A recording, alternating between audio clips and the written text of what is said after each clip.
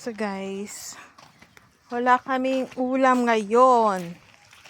Kaya kukuha tayo ng gulay na tanim ni Daddy. Diyan o.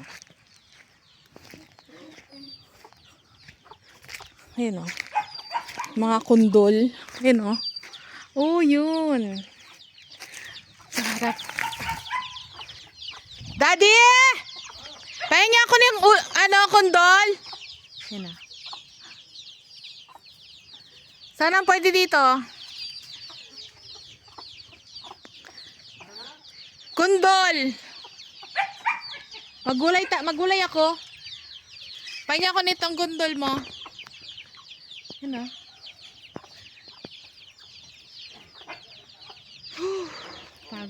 Pagod ako guys. Katatapos ko lang magdilig. Nakakapagod. Nakakagutom. Ayan. Yan o. Ayun Daddy o. Hindi ko alam kung saan dito yung medyo okay pa. Yan, nauna sila yung dalawang yan.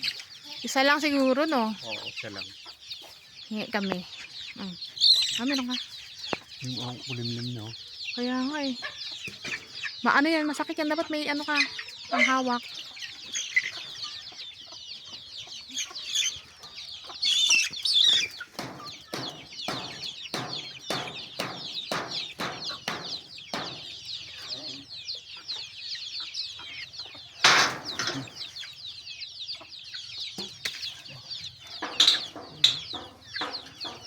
Yun.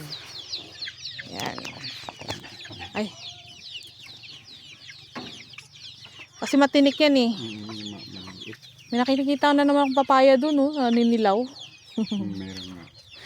Magdalawang puno. Yan.